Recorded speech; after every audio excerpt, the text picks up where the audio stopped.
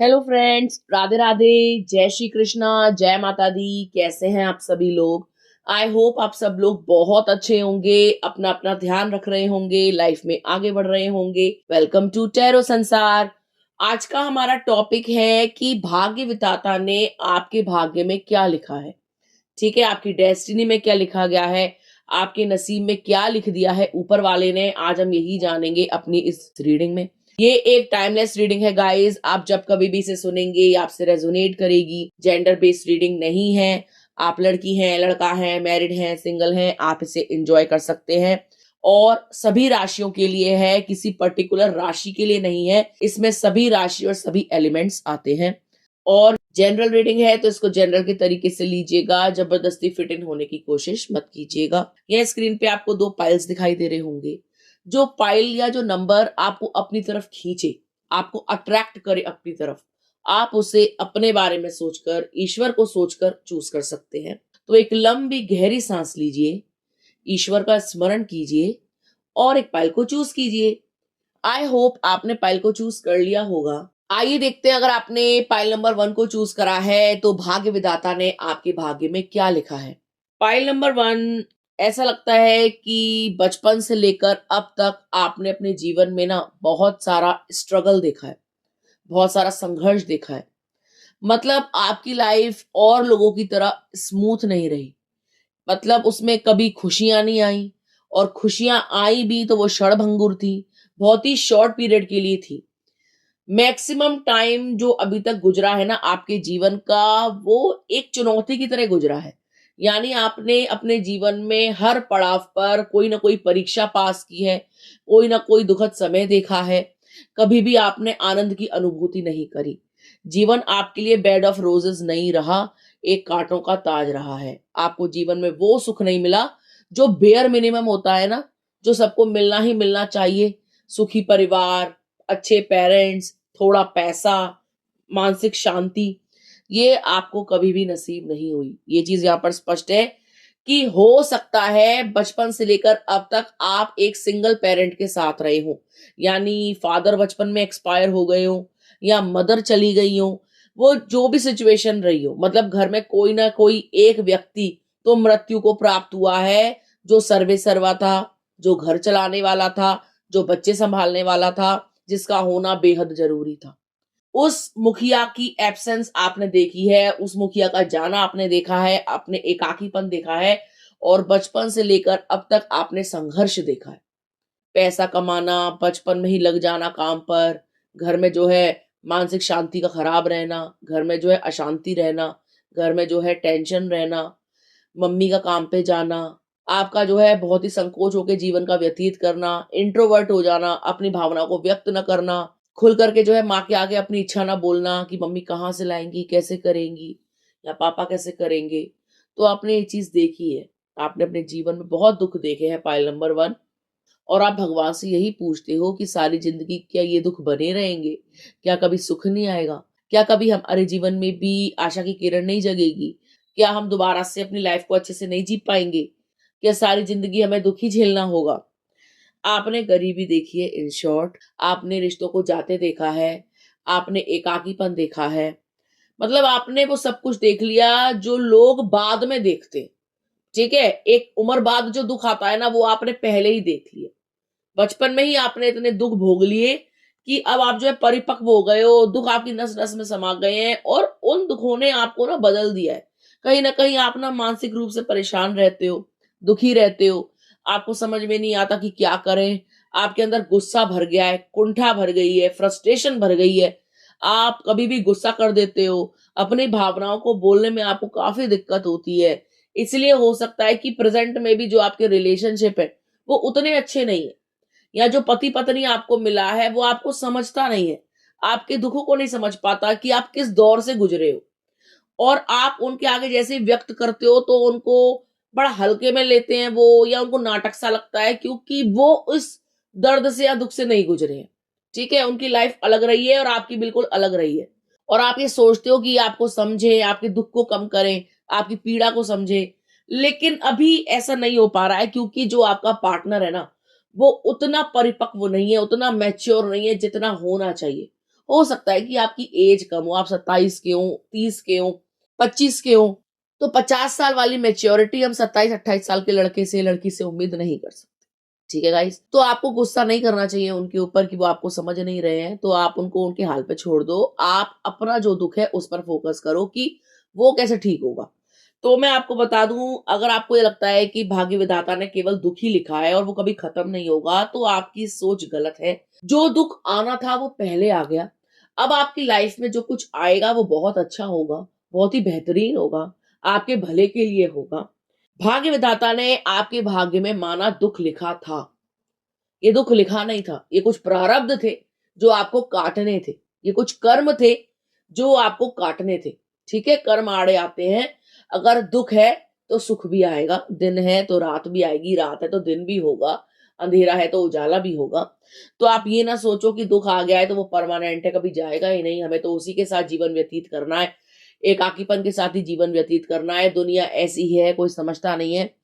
प्रभु ने आपके भाग्य में ना एक सुखी परिवार का सुख लिखा है, यानी भविष्य में आपका जो परिवार होगा वो बेहद सुखी होगा। आप अपने बच्चों को वो सब सुख दोगे जो आपको नहीं मिले। आप एक लायक पेरेंट बनोगे, आप अपनी तरफ से अपना 100% दोगे। आप बच्चों की इमोशनल नीड्स पूरी करोगे। उनके लिए एक परफेक्ट फादर, एक परफेक्ट मदर आप बनोगे, जैसी मदर होनी चाहिए। ठीक है? ममता से भरी, केयरिंग, लविंग, नर्चरिंग, अच्छे संस्कार डालने वाली, आप ऐसी मदर बनोगे या ऐसे फादर बनोगे। ठीक है? एनर्जी को आप अपने आप एडजस्ट कर लेना, whether you are a male और अ फीमेल। ठीक है गाइस? आपको सुखी परिवार का सुख मिलेगा। जितनी गरीबी आपने बचपन में देखी है, वृद्धावस्था में आप उतने ही अमीर होंगे। आप यकीन नहीं कर पाएंगे अपनी किस्मत पर कि वो कैसे पलट गई, कैसे बदल गई। कहाँ खाने को नहीं होता था, आज भंडार भरे हैं, कहाँ पैसा नहीं था, आज पैसे की कोई कमी नहीं है, बच्चे सपोर्टिव है। हमारी जवानी, हमारा बचपन कैसा भी गया हो, लेकिन हमारा बुढ़ापा कितना अच्छा है, कितना आनंदमयी है। आज्ञाकारी औलाद है, घर में धन है, किसी चीज की कोई कमी नहीं है। जैसे जैसे आप वृद्ध होते जाएंगे, आपके जीवन में आनंद आता जाएगा, स्टेबिलिटी आती जाएगी, आपके जीवन में ठहराव आ जाएगा। आपकी औलाद बहुत ही अच्छी होगी, नेक दिल होगी, आपकी केयर करने वाली होगी। जो सुख आपने नहीं देखा वो सुख आपको आपकी औलाद देगी। आपको किसी चीज की कोई कमी नहीं रहेगी। ठीक है?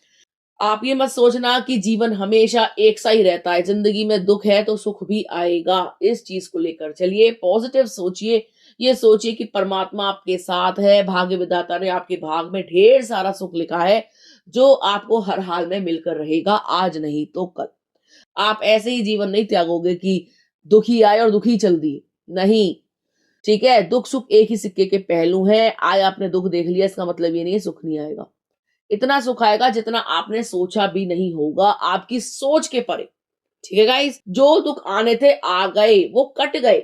अब आपको जो है अपना दिल मजबूत कर लेना चाहिए, ये सोच लेना चाहिए कि जो हो गया सो हो गया। जीवन में आगे बढ़ूं, जीवन जो है बहुत आनंदमयी है, इसको मैं पॉजिटिवली लूं।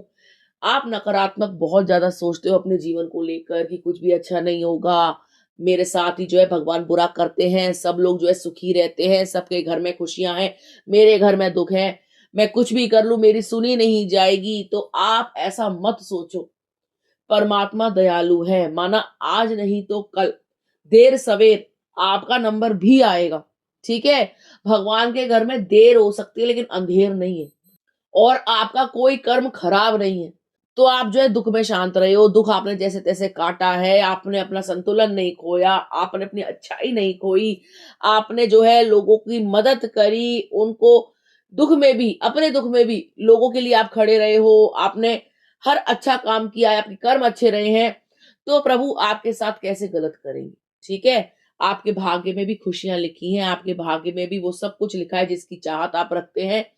आपके अच्छे कर्म लौट करके आएँगे, आप इस जीवन में सुख का अनुभव करेंगे, आनंद का अनुभव करेंगे, आपकी वृद्धावस्था बहुत अच्छी रहेगी, हारी बीमारी से आप दूर रहेंगे, ठीक है? देखो रोग कब लगते हैं? रोग तब लगते हैं जब आप टेंशन में होते हो, जब पैसा पास नहीं होता, जब जो है रिश्ते प्रताड़ना देते हैं, तब हमको जो है बहुत सारे रोग लग जाते हैं, थायराइड लग जाता है, माइग्रेन लग जाता है, शुगर, बीपी। ये तब होता है जब जीवन में ना चीज़ों का अभाव होता है, रिश्तों का अभाव होता है, सुखों का अभाव होता है। लेकिन आपको पता है कि जब इंसान बूढ़ा होता है तब उसको रोग लगते हैं, ऐसे भी लग जाते हैं। जवानी में तो तभी लगते हैं जब वो परेशान होता है। और बुढ़ापे में रोग तब लगते हैं जब जो है मशीनरी पुरानी हो गई है और जो है पैसा नहीं है, या भाई बूढ़े हो रहे हैं तो रोग लगेगा ही लगेंगे। लेकिन आपका बुढ़ापा उल्टा जाएगा, बुढ़ापे में आप जवानी का अनुभव करोगे। क्यों? आपके पास पैसा आ चुका होगा, आप अच्छा खा रहे होंगे, आपकी टेक केयर हो रही होगी, बच्चे आपकी सुन रहे होंगे, तो आप जो है मदमस्त रहोगे, आराम से रहोगे, और जो रोग लग भी गए ना वो रिवर्स हो जाएंगे। मान लीजिए माइग्रेन की प्रॉब्लम है, टेंशन में रहते हो तो सही हो जाएगी, दवाइयां लेनी बंद कर दोगे। ठीक है, कोई भी हर बीमारी ऐसी है वो कंट्रोल में रहेगी, आपको परेशान नहीं करेगी। ठीक है, तो आप स्वस्थ भी होंगे, मस्त भी होंगे, आनंदमयी भी होंगे, जैसे जैसे आपकी वृद्धावस्था आती जाएगी। भाग्य विधाता ने आपके भाग्य में ये लिखा है, दुख का पहले आना लिखा था, सुख का आना बाद में लिखा है, लेकिन आके रहेगा। ठीक है गाइस, तो यदि आप चाहते हैं कि आपके जीवन में सुख आए और वो बना रहे, जाए ना, तो आपको क्लेम करना चाहिए इस एनर्जी को बाय कमेंटिंग राधे राधे, हर हर महादेव, जय मां शक्ति, जय मां काली, या जिस भी शक्ति को आप मानते हैं। इससे आपके जीवन में सुख आएगा। ठीक है, आपके जीवन में मनी आएगा, पैसा आएगा, आपके जो रिश्ते होंगे वो मजबूत होंगे, आपका पार्टनर आपकी भावनाओं की कदर करेगा, आपके बच्चे आपको रिस्पेक्ट देंगे। ठीक है गाइस, तो ये थी पाइल नंबर 1 वालों की रीडिंग। आइए देखते हैं, अगर आपने पाइल नंबर 2 चूज करा है तो भाग्य विधाता ने आपके भाग्य में क्या लिखा है जो आपको मिलकर रहेगा, या जो आपकी डेस्टिनी में पहले से लिख दिया गया है। पाइल नंबर 2, एक चीज यहाँ पर स्पष्ट दिखाई दे रही है कि आप जिस भी संबंध में इस वक्त है ना, यानी यदि आप मैरिड हैं या आप लव रिलेशनशिप में हैं, आप जिस भी संबंध में है ना, वहां पर आपको उतनी खुशी नहीं मिल रही, उतना आनंद नहीं मिल रहा। जो आपका पार्टनर है वो आपको समझना ही नहीं चाहता, वो आपकी सुनना ही नहीं चाहता, वो एक जिद्दी स्वभाव का इंसान है।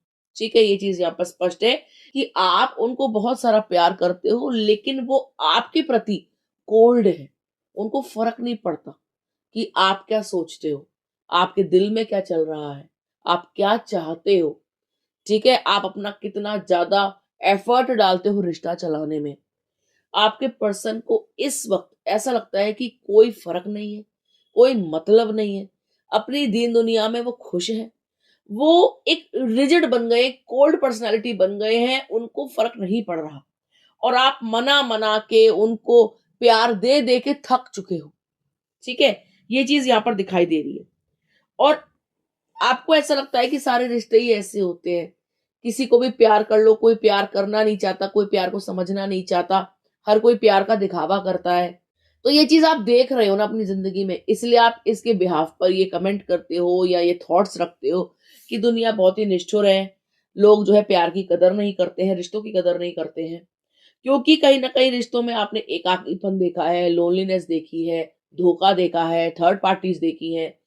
आपके खुद के पार्टनर ने थर्ड पार्टी को चुना, उनके साथ टाइम स्पेंड किया, आपकी नाक के नीचे गुल खिलाए, ये चीज आपने देखी है। और आप भगवान से यही पूछते हो कि क्या ये इंसान कार्मिक है, क्या मेरे नसीब में आपने इसको ही लिखना था, क्या ये मुझे कोई दंड देने के लिए आया है, क्या इसके मेरे कोई प्रारब्ध हैं, क्या ये पास्ट लाइफ से आया है। तो आपके सवाल दिल में होते हैं कि मुझे इतना दुख क्यों मिल रहा है, दुनिया में हर कोई आनंद ले रहा है, हर कोई अपने पार्टनर के साथ खुश है, घूमने जाते हैं, बच्चे होते हैं, कितने सुख के साथ वो अपना जीवन व्यतीत कर रहे हैं, और एक मैं हूं, रोती रहती हूँ, रोता रहता हूँ, पार्टनर के आगे कितना भी कुछ बोल दूं, अपनी फीलिंग एक्सप्रेस कर दूं, उसको समझ में ही नहीं आता। आपको ऐसा लगता है कि आप दीवार से बात कर रहे हो, दीवार को बोल दोगे ना तो वो सरक जाएगी, लेकिन इसके ऊपर कोई फर्क नहीं पड़ता। आप जितना उनको समझाते हो कि तुम्हारी फैमिली बेकार है, कार्मिक है, इनसे दूर हो जाओ, ये तुम्हारा बुरा चाहते हैं, उतना पार्टनर आप पे चढ़ चढ़ के आते हैं कि तुम बदतमीज हो, घर तोड़ने के लिए आई हो, तुम्हें अकल नहीं है, तुम्हें क्या पता। या पार्टनर अगर आप जो है अगर फीमेल भी है तो वो कहती है कि तुम चुप रहो, तुम तो बेवकूफ हो। ठीक है, तो आप ये चीज फेस कर रहे हो कि जितना आप पार्टनर को अच्छी राह पे लेके जाते हो उतना वो गलत राह पे जाते हैं, जितना आप समझाने की कोशिश करते हो उतनी वो बगावत करते हैं, जितनी आप बुद्धि देते हो उतनी ये इंसान अपनी बेबुद्धि से काम करता है। तो आपको गुस्सा आता है कि भाड़ में जाओ। तो परेशान हो गई हूँ, आपको ये लगता है कि मेरी लाइफ भगवान किस कलम से लिखी है तूने, तू जब मेरी किस्मत लिख रहा था तो क्या सो रहा था, दुनिया की तूने किस्मत इतनी अच्छी लिख दी। और आप भाग्य विधाता को, जिसने भी आपका नसीब लिखा है ना, आप उसे कोसते हो कि तूने मेरे नसीब में लिखा क्या है, आखिर मुझे ये बता दे। मुझे कुछ भी नहीं मिला, सच्चे प्यार के बदले मुझे धोखा मिला। इतना सब कुछ देने के बाद भी आज मेरे हाथ खाली हैं। मेरा कोई नहीं है इस दुनिया में, मैं किसको अपना मानूँ? तुझे मानूँ या इस इंसान को मानूँ? मैं आपको बता दूँ कि बहुत जल्दी ना आपकी लाइफ में बैलेंस आएगा। आपके अंदर जितने भी फ़ियर, ट्रॉमा, फ़ोबिया, डर बैठे हुए हैं ना, वो आपको खत्म करने होंगे। पता ही है सब आपके साथ क्यों हो रहा है? ये आपका पार्टनर क्यों नहीं समझ रहा आपको? क्योंकि आप एक ट्विन फ्लेम जर्नी में हो सकते हो। ठीक है? बहुत सारे चांसेस ये हैं कि आप एक ट्विन फ्लेम जर्नी में हो। और जब तक आप अपने अंदर के डर को नहीं खत्म करोगे, अपने अंदर के फोबियास को खत्म नहीं करोगे, अपने इनर चाइल्ड को हील नहीं करोगे, आपका पार्टनर आपको मिरर करता रहेगा, आपको वही चीजें रिफ्लेक्ट करेगा जिनसे आप डरते हो। ये आपको इसीलिए मिले हैं ताकि आपका असेंशन हो सके, ताकि आप अपनी डिविनिटी में जा सको, अपनी फुल फॉर्म में आ सको, समझ सको कि आप कोई मामूली इंसान नहीं हो। भाग्य विधाता ने आपके भाग्य में अगर कष्ट लिखा है ना, तो यकीन मानो उसके पीछे कोई बहुत बड़ा उद्देश्य होगा। नहीं तो जो कष्ट आ रहे हैं वो ऐसे ही नहीं आ रहे, उनके पीछे कोई ना कोई उद्देश्य है, कोई ना कोई मकसद है, कोई ना कोई कारण है, कोई ना कोई लेसन है जो आपको सीखना है। ठीक है? आपको अपने आप को बैलेंस करने की जरूरत है, आपको मेडिटेशन करने की जरूरत है। जो चीज आपको ट्रिगर करती है ना, आपको ये जानना है कि ये चीज मुझे ट्रिगर क्यों कर रही है, ये चीज मुझे परेशान क्यों कर रही है। अगर आपसे कोई रूड बिहेव कर रहा है या बदतमीजी दे रहा है या आपकी निंदा कर रहा है, आपकी बुराई कर रहा है, चुगली कर रहा है, तो कहीं ना कहीं सबकॉन्शियसली डीप इनसाइड आप खुद को वैल्यू नहीं करते, आप खुद की इज्जत नहीं करते। तभी वो इंसान जो है आपके बारे में इतना नेगेटिव बोल रहा है या आपसे बगावत कर रहा है। तो मिरर एक्सरसाइज कीजिए।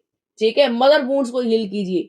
बचपन में हो सकता है कि आपने घर में कलेश देखे हो या ये देखा हो कि जो आपके फादर रहे हैं या मदर रहे हो कोई एब्सेंट रहे हो या उनका उतना रोल ना रहा हो या वो कोल्ड हार्टेड रहे हो या आपकी टॉक्सिक फैमिली हो या परिवार में कलेश देखे हो या एब्सेंट फादर एब्सेंट मदर देखे हो या घर में डाइवोर्स देखा हो। तो इस चीज का प्रभाव आपके दिल दिमाग पे है, घर में लड़ाइयां देखी हैं, तो वो बचपन के जो बैड एक्सपीरियंसेस है ना, वो आपके दिल दिमाग में बस गए हैं और वही चीज के आधार पर आपको रिश्ते मिले हैं। ठीक है? ये ऐसा होता है। तो ये चीज आपने बचपन में देखी है, ट्रोमेटिक माहौल घर का। ठीक है? तो ये चीज ना आपको कहीं ना कहीं विलिंगली अनविलिंगली ऐसे रिश्तों में लेकर के गई जो प्रेजेंट नहीं थे फिजिकली या मेंटली। ठीक है? क्योंकि लाइफ में जो हो रहा होता है ना या हो चुका होता है वही चीज हम अट्रैक्ट करते हैं। हम डिसफंक्शनल अगर फैमिली में होते हैं तो ज्यादातर हम डिसफंक्शनल फैमिली को ही अट्रैक्ट कर लेते हैं, ऐसे ससुराल को, ऐसे लोगों को अट्रैक्ट कर लेते हैं अपनी लाइफ में जो पूर्व परिवार जैसे ही होते हैं। शांति नहीं होगी, प्यार नहीं होगा, पार्टनर जो है कलेश करेगा। ठीक है गाइस? तो आपकी लाइफ में भी ये चीज रही है। तो ये चीज ये नहीं है कि परमानेंट है, सही नहीं होगी। आप जैसे जैसे खुद को हील करोगे, जैसे जैसे खुद को ठीक करोगे, आपकी लाइफ में बैलेंस आना शुरू हो जाएगा, पार्टनर आपको वैल्यू देनी शुरू कर देगा। जिस चीज का अभाव अभी है ना, प्यार का अभाव है, रिस्पेक्ट का अभाव है, आपको टाइम नहीं देते, ऑन एंड ऑफ सिचुएशन में डालते हैं, बहुत ही कोल्ड है, फीलिंग्स को एक्सप्रेस नहीं करते हैं, प्यार करते हैं लेकिन घोस्ट करते हैं, गायब हो जाते हैं दिनों तक, महीनों तक, पता ही नहीं कर क्या रहे हैं, पता ही नहीं उनकी जिंदगी में चल क्या रहा है। तो मैं आपको बता दूं, जैसे जैसे आप बैलेंस होंगे, आपको उनकी एनर्जी कैच होनी शुरू हो जाएगी, वो भी बैलेंस होने शुरू हो जाएंगे वहां पर, वो आपकी लाइफ में पुनः आ जाएंगे, प्यार आ जाएगा, सब कुछ लौट करके आ जाएगा जो भी चीज आप मिस कर रहे हो। ठीक है गाइस? आपके भाग्य में ट्विन फ्लेम जर्नी लिखी है, ये बहुत बड़ी बात है। आप खुद को बैलेंस करेंगे, खुद को हील करेंगे, वहां पे आपके पार्टनर ऑटोमेटिकली हील होंगे, आपका रीयूनियन होगा, रिकंसिलिएशन होगा, आपको भी सुख मिलेगा सभी प्रकार का, भौतिक, शारीरिक, मानसिक, ठीक है, आध्यात्मिक, ये चीज आपके नसीब में लिख दी गई है। आप अपने आप को कंप्लीट फील करोगे। आपको ऐसा नहीं लगेगा कि बाहर से प्यार की जरूरत है, बाहर से वैलिडेशन की जरूरत है। आपको अपने आप में ही संपूर्ण फील होगा और जिस दिन आपको ये फील होगा ना, आप समझ लो आपका रीयूनियन होने वाला है, आपका पार्टनर, आपका डिवाइन मैस्कुलाइन, आपकी डिवाइन फेमिनाइन आपकी लाइफ में लौट करके आने वाले हैं, आप संपूर्ण होने वाले हैं। ये चीज भाग्य विधाता ने आपके भाग्य में लिख दी है, परीक्षा लिखी है। प्यार में परीक्षा, रिश्तों में परीक्षा, ट्रिगर्स जो आप पार कर देंगे, जिसको आप ठीक कर लेंगे। ठीक है गाइस? तो आई होप आपको समझ में आ गया होगा पाइल नंबर 2 कि आपके नसीब में क्या लिखा है जो आपको मिलकर रहेगा। यदि आप चाहते हैं कि आप बैलेंस हो जाएं, यदि आप चाहते हैं कि आप डिविनिटी को प्राप्त हो, आप डिवाइन बन जाएं, डिस्टॉर्टेड फेमिनाइन से डिवाइन फेमिनाइन बन जाएं, डिस्टॉर्टेड मैस्कुलाइन से डिवाइन मैस्कुलाइन बन जाएं, तो आपको क्लेम करना चाहिए इस एनर्जी को बाय कमेंटिंग राधे राधे, जय माता दी, हर हर महादेव, या जिस भी शक्ति को आप मानते हैं। इससे आपके अंदर एक शांति आएगी, आप शांति का अनुभव करोगे, खुद को हील करने की कोशिश करोगे, सब कुछ अच्छा होगा, आपका रीयूनियन हो जाएगा आपके पार्टनर से। ठीक है गाइस, तो ये थी पाइल नंबर 2 वालों के लिए रीडिंग। आई होप आपको समझ में आ गई होगी। यदि आपको वीडियो अच्छा लगा हो तो आप वीडियो को लाइक कर सकते हैं, कमेंट कर सकते हैं, शेयर कर सकते हैं। अगर अभी तक आपने चैनल को सब्सक्राइब नहीं किया है तो प्लीज सब्सक्राइब टैरो संसार। मिलते हैं आपसे अगले वीडियो में, तब तक के लिए राधे राधे।